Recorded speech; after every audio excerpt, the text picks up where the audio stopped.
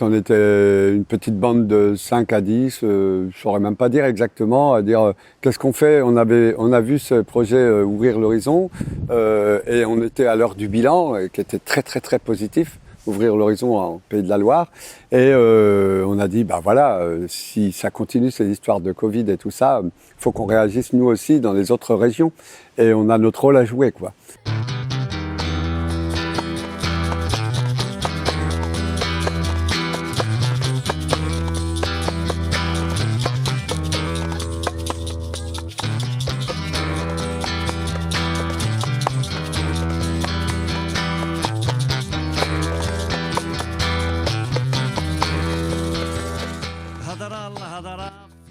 Ce qui était pour moi très chouette aussi, c'est de voir que si j'étais allée seule au conseil départemental, j'aurais eu 0 € avec mon argumentaire. Mais parce qu'on était 3 ou 4, à tous nos cerveaux disponibles, on a réussi à construire des argumentaires, à convaincre. Parce qu'on avait un peu, mine de rien, réponse à tout, à nous tous. Les artistes qui nous ont présenté le projet nous ont signalé que c'était aussi important. L'argument qu'ils nous donnaient, c'est qu'il y avait des moyens, notamment des moyens du ministère de la Culture, des moyens dans le cadre du plan de relance, mais que ces moyens, éventuellement, ne bénéficiaient pas toujours à tout le monde. C'est vrai que nous, on allait sur les artistes, les lieux traditionnellement accompagnés, labellisés, etc. Et moi, j'ai été quand même sensible à ce discours-là, de dire mais voilà, il faut que tout le monde, dans la reprise de l'économie, dans le fait qu'on n'ait pas pu jouer, que là il y a des possibilités effectivement de retravailler, qu'on ait cette possibilité-là. Les artistes sont faits dans l'échange, ils sont faits pour l'échange, le partage avec le public, et être privé de tout ça, déjà nous, à notre niveau, c'est compliqué. Donc au niveau d'un artiste, ça doit être terrible. Donc ça a vraiment été l'élément déclencheur. Voilà. Le côté financier certes, mais surtout le côté humain. Très très nouveau, enfin très challenge quoi. Moi c'est la première fois dans mon métier, moi je suis comédienne, voilà, c'est soit on a un casting, soit on est choisi, soit on se choisit entre amis ou voilà, collaborateurs artistiques. Donc là le fait d'être avec des gens qu'on ne connaît pas, on s'est choisi en 1 heure, donc c'est comme un tirage au sort, enfin voilà. Qu'est-ce qu'on peut faire avec les différents artistes, comment est-ce qu'on va pouvoir mélanger aussi nos univers, comment on va pouvoir harmoniser tout ça en fait, et je trouve ça intéressant. Le côté où deux personnes peuvent ne pas avoir les mêmes points de vue et trouver des façons de pouvoir s'harmoniser. Donc tous les moments humains ont été hyper importants et très émouvants en fait. Je me rappelle avoir participé à l'animation de la première journée de rencontre du 37. Et vraiment j'avais les larmes aux yeux de voir tous ces artistes qui étaient un petit peu loqués là depuis longtemps dans leur chez eux, se regarder un petit peu en mode ça y est, on a le droit de sortir, fais voir, toi tu fais quoi, toi non plus tu bosses pas trop en ce moment, vas-y. Voilà, voir des gens se rencontrer, des artistes se rencontrer, des techniciens, créer des équipes, se choisir, c'était émouvant d'un point de vue de nos professions un peu à l'arrêt, et puis aussi humainement, il y avait un côté très fébrile qui était touchant. Attention, ville, campagne. Ville, campagne, campagne. C'est dur. 3. Vous êtes les villes. Vous êtes les campagnes. On repart. Théâtre ou cinéma. 1. Théâtre. Oh non, c'est trop dur ça. Là c'est dur. Cinéma.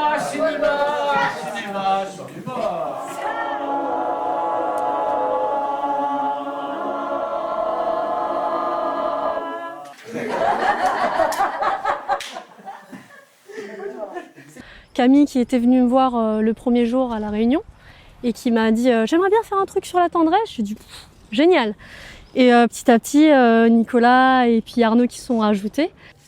Et en tout cas on pouvait se rendre compte de ce truc important, d'aller vers l'autre, de prendre des risques, de créer des moments de rencontre, de prendre une journée entière pour aller sur notre temps rencontrer quelqu'un qui a un goût commun pour faire des spectacles devant des gens. Et puis voilà, avec un peu le trac, on a entendu des artistes dire « ouais mais si on fait un truc pas bien et tout », ils avaient la pression. Et puis de se rappeler qu'en fait, si on fait un truc pas bien, personne va mourir aussi. J'aurais jamais fait des projets avec ces personnes-là, je les aurais jamais rencontrées, parce que c'est pas du tout mon cercle théâtral ou quoi. Et puis là, quelle chance d'avoir des gens et de se dire oh, peu importe, il faut qu'on fasse quelque chose. Déjà, faire ça, prendre ce risque, gérer cette rencontre, travailler, c'est du travail. c'est déjà faire quelque chose de bien. C'est beau de se dire que voilà, dès la première journée, ça germe et on sent beaucoup d'envie, beaucoup de désir et beaucoup d'investissement personnel dans le projet. Dans ta vie, tout est plastique, t'as trop tiré sur l'élastique, plus rien te magnifique, t'as pas les tripes. C'est fini la compète, tu t'aimes pas les échecs, la gloire à la con. Pour tous ces jambons. Qu'est-ce qui m'a amené dans les paniers? L'envie de reprendre le spectacle. Et ce que ça m'apporte, c'est me retrouver déjà face à un public, nous retrouver face à un public. En plus, avoir 5 jours de travail pour créer un spectacle avec des gens que je ne connais pas. Donc c'est juste une aventure formidable, je dirais. Je me sens hors de ma zone de confort parce qu'avec les disciplines artistiques différentes, les manières de travailler différentes, même les points de vue artistiques ou philosophiques sur qu'est-ce qu'un spectacle, qu'est-ce qu'on doit faire, là, parfois j'ai l'impression qu'il y a beaucoup de négociations dans la création. Voilà. Et du coup, c'est assez humainement, artistiquement, c'est hyper intéressant. Pour moi, c'est tout nouveau, quoi. Le fait de bosser dans ce contexte des paniers, je trouve que c'est un challenge. Et du coup, ce challenge-là, ça apporte forcément des contraintes qui peuvent apporter quelque chose de très positif. C'est vous, le chanteur, le vagabond, on va vous enfermer, oui, votre compte est bon. Ficelle, tu m'as sauvé de la vie, ficelle, sois donc béni. Car grâce à toi, j'ai rendu l'esprit, je me suis pendu cette nuit. Et depuis, je chante soir et matin, je chante sur mon chemin. Je hante les fermes et les châteaux, un fantôme qui chante, on trouve ça rigolo. Et je couche la nuit sur l'herbe des bois, les mouches ne me piquent pas, non, non, non, non. Je suis heureux, ça va, j'ai plus faim, et je chante sur mon chemin.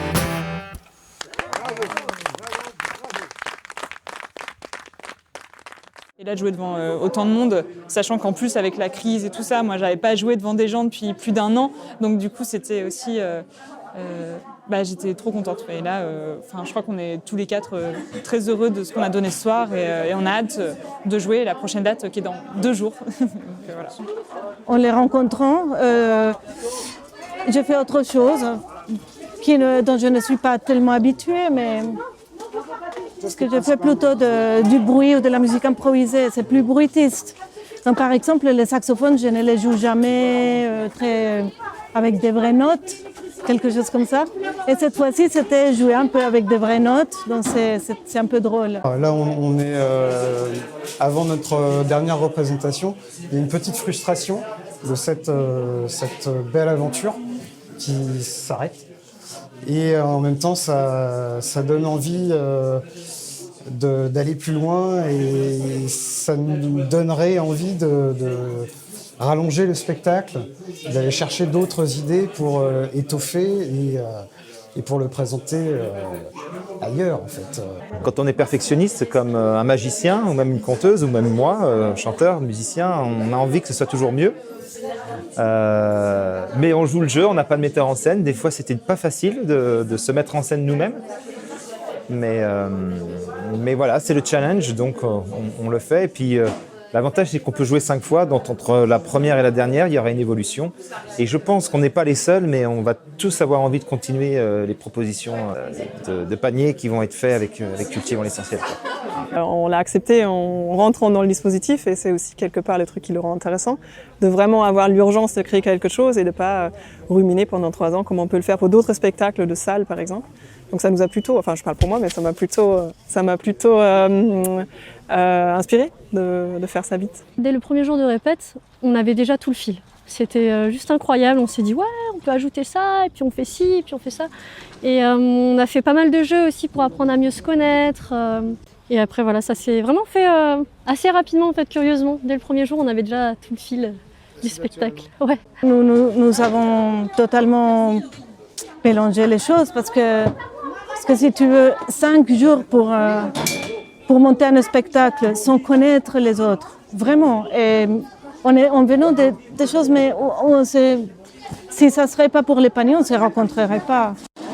j'ai proposé cette idée de Prévert et des oiseaux, et tout de suite ça a fait écho au magicien de Max, qui est Max, puisqu'il avait plein de propositions à faire autour du thème de la liberté, des oiseaux, beaucoup de poésie.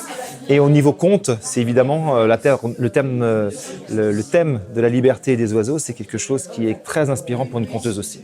On avait envie de musique, on avait envie d'accompagnement, et puis Isabelle faisait de l'orgue de barbarie depuis déjà des années, alors voilà, ça s'est fait comme ça. Après on s'est présenté, on s'est conjugué, j'ai envie de dire. Mais au départ c'était une journée de rencontre au niveau de Cultivons l'essentiel. Et puis on s'est trouvé assez vite. Alors Yamem Baba, c'est un mélange de plusieurs histoires au départ. L'histoire de Circé, la sorcière dans l'Odyssée de Homère. Yama Uba, qui est la sorcière traditionnelle au Japon, dont est inspirée par exemple dans le voyage de Chihiro, la sorcière, c'est son histoire un peu, et Baba Yaga, la sorcière russe. Et en fait, avec Geneviève du Panier, on s'est un peu retrouvés sur l'idée de la figure de la sorcière, comment est-ce qu'aujourd'hui, en 2020-2021, elle est réhabilitée, comment elle est déconstruite, et comment en fait on se rend compte que c'était la chasse aux sorcières, c'était rien d'autre qu'une chasse contre les femmes indépendantes, les femmes seules, les femmes vieilles, les femmes qui ne veulent pas d'enfants, tout ça. Et on s'est retrouvés là-dessus et on s'est dit on va partir de contes qu'on connaît ou qu'on découvre et on va essayer de réécrire un petit peu notre histoire pour se réapproprier un petit peu les choses et raconter une nouvelle histoire en fait. Alors l'accordé, ça se dessine comme c'est une conférence sur la corde, une conférence burlesque et fantaisiste. Au départ, on était parti sur un terme divague et les vagues, ça a fait penser à Béatrice a pensé aux matelots, à la mer et du coup aux cordes.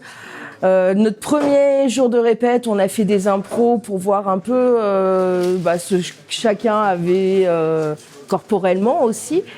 Et on était parti sur un truc hyper conceptuel et finalement on est revenu, on s'est dit que la corde, un truc un peu plus factuel, c'était bien parce que le conceptuel, ça demande beaucoup plus de temps de travail en fait pour que ce soit compréhensible.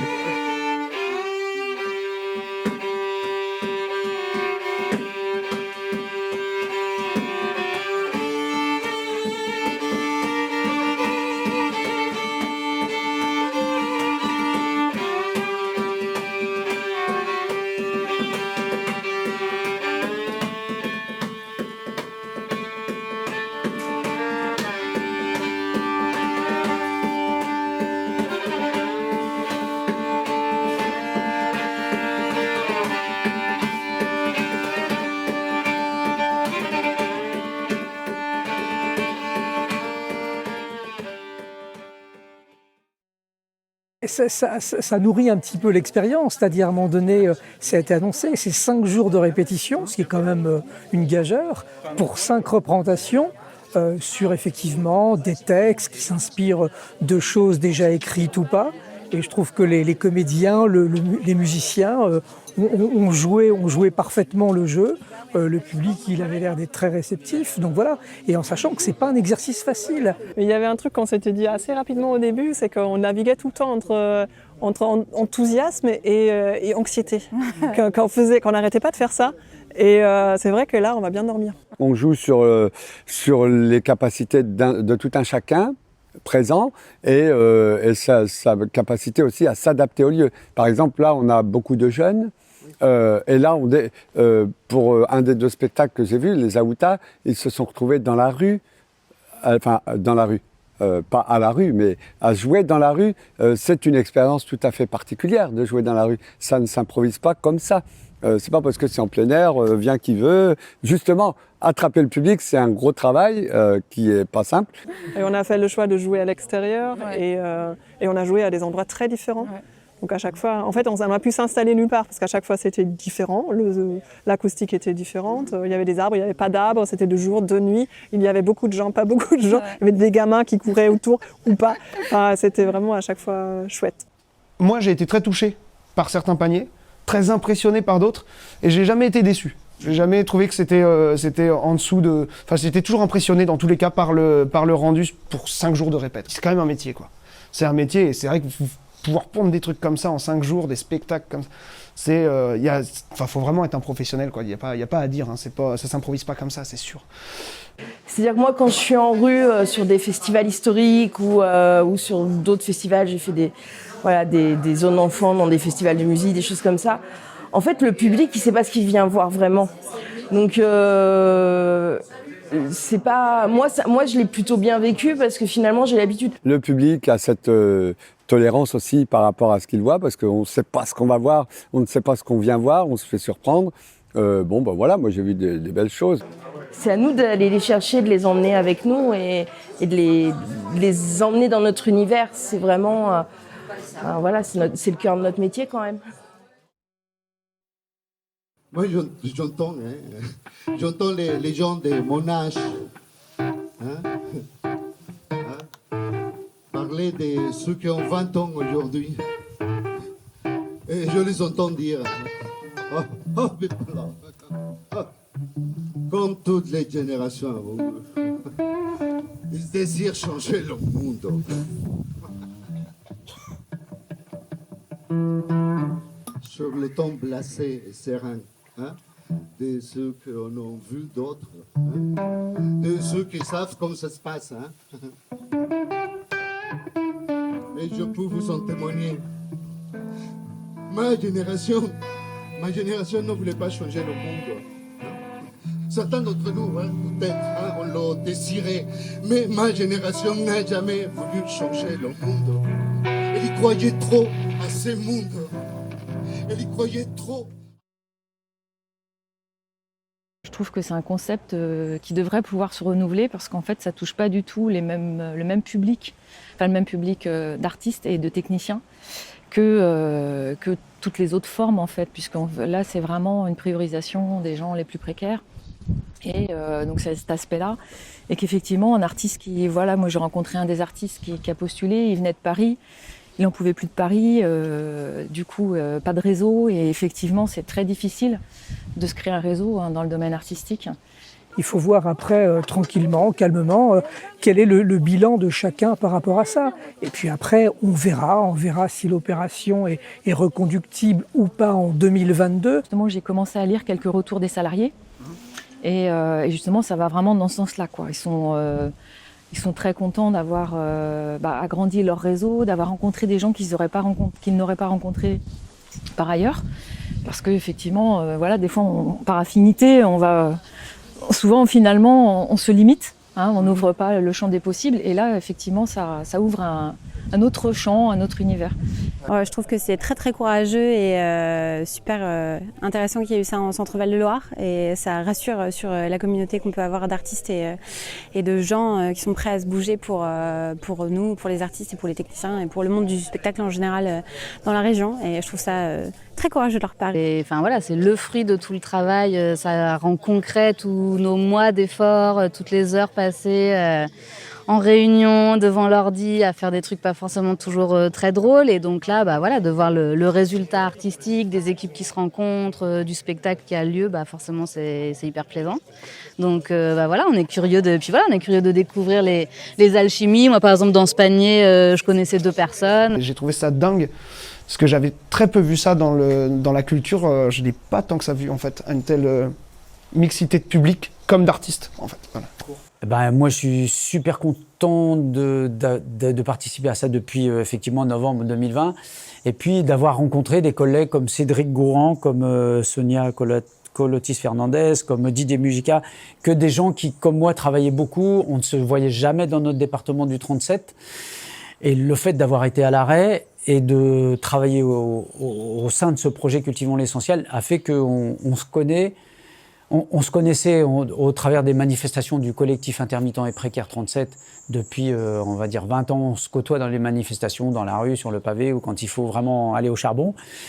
Et pour la première fois, on se rencontre, on prend du temps, parce que jusqu'ici, on n'était jamais à Tours tous en même temps, donc on se voyait jamais. Donc en fin de compte, même les gens du comité de copilotage, qui ont un peu de bouteilles, qui sont intermittents depuis 15, 20 ans, voire plus, 30, et c'est la première fois qu'on a pu se retrouver et créer du lien entre nous. C'était un gros challenge parce qu'on savait l'importance que ça allait avoir en termes de chronophagie. bénévoles. Et comme on a tous des emplois du temps hyper chargés, notamment en période Covid, parce que c'est pas parce qu'il y a le Covid et plus d'activité qu'il y a moins de boulot. Hein, il y a le boulot qui ne se voit pas. Et on s'est quand même ajouté ça, parce que c'était plus fort que nous, quoi.